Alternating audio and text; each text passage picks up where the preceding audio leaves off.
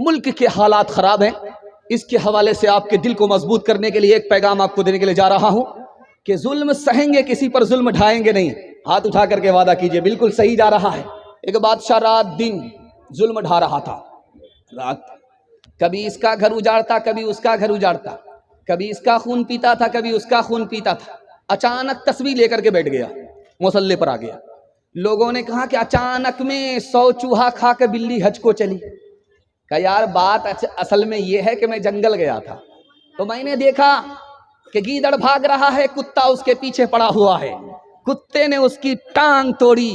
ابھی تھوڑی ہی دیر ہوئی تھی کہ اس کو کسی انسان نے پتھر مارا, کتے کا سر پھوٹ گیا. جس کتے نے دوسرے کی ٹانگ توڑی تھی اس کا سر پھوٹ گیا. جس انسان نے ابھی کتے کے سر کو پھوڑا تھا گھوڑے نے اس کی ٹانگ توڑ دی, اور جس گھوڑے نے انسان کی ٹانگ توڑی وہ رسی سے پھنس گیا, خود اس کی ٹانگ ٹوٹ گئی.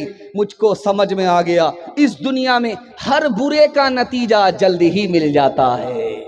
کس سے سیکھے خان جی ایسی انوکھی دان, کس سے سیکھے خان جی ایسی انوکھی دان. دام گرا سے دیوت ہو پھر نیچے راکھو نین, نیچے راکھو نین. دینے والا دیوت ہے, دیوت ہے دن رین. لوگ بھرم مجھ پر کرے, لوگ بھرم مجھ پر کرے, یہاں سے نیچے نین, یہاں سے نیچے نین. 3 سوال ہیں, پیغام شروع ہو رہا ہے. 3 بیٹے ہوتے. پہلا بیٹا ہوتا ہے پوت, باپ دادا نے جو دولت چھوڑی اس کو باقی رکھا. یہ بہت اچھا لڑکا نہیں ہوتا لیکن بہت برا بھی نہیں ہوتا, اچھا لڑکا. دوسرا لڑکا ہے, اس کا نام ہے سپوت. باپ دادا نے جو دولت چھوڑی اس کو باقی بھی رکھا اور بڑھا بھی دیا. یہ بہت اچھا لڑکا ہوتا ہے. دعا کرتا ہوں اللہ آپ کے بچے کو ایسا ہونہار فرمائے. تیسرا لڑکا ہوتا ہے کپوت. کپوت کا مطلب ہے کہ باپ دادا کی جائیداد کو اس نے برباد کر دیا, کہیں کا نہیں چھوڑا, سب کو تباہ و برباد کر کے رکھ دیا. یہ نالائق ہوتا ہے. دعا کرتا ہوں کہ اللہ آپ کے بچے کو نافرمانی سے بچائے. گھر کے علم سے 3 آدمی محروم ہوتے ہیں. پہلا آدمی جو گھر کے علم سے محروم ہوتا ہے, بیوی شوہر کے علم سے محروم ہو جاتی, بیٹا باپ کے علم سے محروم ہو جاتا, نوکر مالک کے علم سے محروم ہو جاتا. کیسے پتا چلے گا کہ مجمع میں کون آدمی اچھا ہے یا برا ہے؟ چلنے کی رفتار کو دیکھیے, رفتار سے پتا چل جائے گا کہ یہ آدمی اچھا ہے یا برا ہے. گفتار کو دیکھیے, بولتا کیسے ہے, آپ کو اندازہ ہو جائے گا یہ آدمی اچھا ہے یا برا ہے.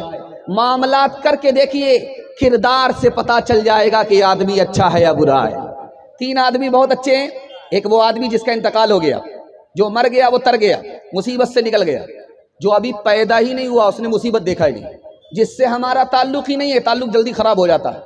یہ 3 آدمی بہت اچھے ہیں. اور 3 آدمی سب سے برے ہیں. بادشاہ ہو کر کے جھوٹ بولے, سب سے برا آدمی. فقیر ہو کر کے محتاج اور غریب ہو کر کے سر اٹھائے تکبر کرے, سب سے برا آدمی. بوڑھا ہو کر کے زنا کرے, سب سے برا آدمی. انشاءاللہ بڑھاپے میں توبہ کریں گے. ہاتھ اٹھا دیجئے, بالکل صحیح جا رہا ہے. یہ دیکھیے پنڈال میں ہے یا سسرال میں ہے. کمر جھک کے مثل کمانی ہوئی, کمر جھک کے مثل کمانی ہوئی. کوئی نانا ہوا کوئی نانی ہوئی, کمر جھک کے مثل کمانی ہوئی. ان کے بالوں میں غالب سفیدی ہوئی. کوئی دادا ہوا کوئی دادی ہوئی, کوئی دادا ہوا کوئی دادی ہوئی. خدا کی مہربانی کے حوالے سے پہلا پیغام سننے کے لیے تیار ہیں؟ دونوں ہاتھ اٹھائیے انشاءاللہ. جمعہ نماز پڑھیں گے, ہاتھ اٹھائیے انشاءاللہ. خیر, بائی پاس جا رہے ہیں, سمجھ میں آ رہا ہے. دھیان سے سنیے گا, جلدی سے نکل جائے گا. ہمارے دائیں طرف دل نہیں ہوتا, بائیں طرف دل ہوتا ہے, لیکن یہ برابر چلتا رہتا ہے, انسان کو سانس ملتا رہتا ہے. لیکن ایک وقت ایسا آتا ہے کہ یہ دل بند ہو جاتا ہے, پھر اس کے بعد چالو ہوتا ہے. چھینک جب آتی ہے آدمی کو اس وقت دل رک جاتا ہے. اب دوبارہ چالو ہوتا ہے، اس لیے اللہ کے رسول نے فرمایا تمہارا دل رک گیا تھا، چھینک آنے کے بعد خدا نے چلا دیا، اس لیے الحمدللہ کہو، ساری تعریف اللہ کی ہے۔ میں لکڑی کی کرسی پر بیٹھا ہوا ہوں۔ ایک وقت تھا، اسی ہندوستان کی تاریخ ہے، شاہجہاں بادشاہ ایک تخت پر بیٹھا، اس تخت کا نام تھا تخت طاؤس۔ تخت طاؤس کا مطلب وہ سونے کا تخت تھا، ہیرے کا تخت تھا، اس میں مور نام کا پرندہ بنا ہوا تھا، اس کی آنکھ میں کوہ نور تھا۔ اس زمانے میں 9 کروڑ کا تخت تھا۔ 2 منٹ کے لیے بیٹھا، سجدے میں چلا گیا۔ کیا کہتا اللہ سے، میرے پروردگار، لکڑی کے تخت پر فرعون بیٹھا، خدائی کا دعویٰ کر بیٹھا، میرے پروردگار تو نے مجھے سونے کے تخت پر بیٹھایا، میں تیری بندگی کے لیے جھک گیا۔ تیسری بات یاد رکھیے، بہت دھیان سے اس کو سنیے گا۔ باپ نے کہا کہ تم کو محل چھوڑ کر کے جنگل میں جانا ہوگا، 14 سال کے لیے جانا ہوگا۔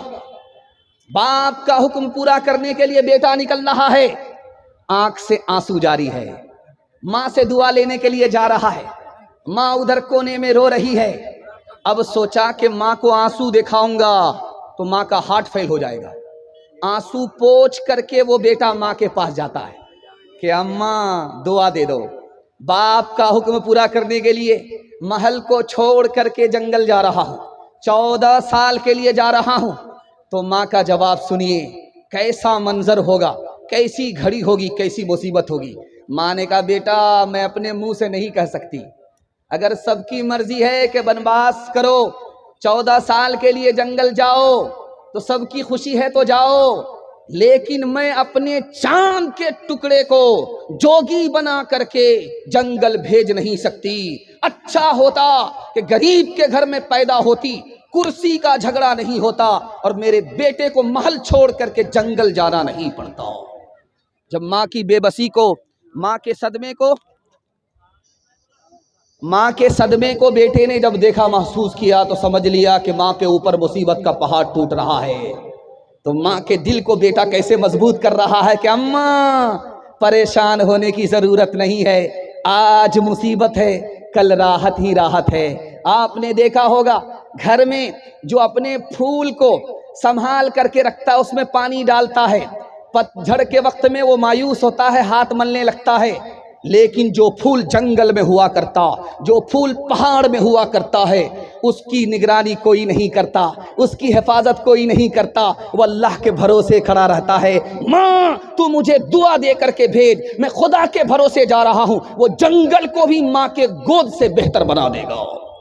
اپنی نگاہ ہے کرم کار ساز پر، صحرا چمن بنے گا وہ ہے مہربان ہے، جنگل ہو یا پہاڑ سفر ہو کہ ہو حضر، رہتا نہیں وہ حال سے بن دے کے بے خبر، اس کا کرم شریک اگر ہے تو غم نہیں، دامان دشت دامن ماں در سے کم نہیں۔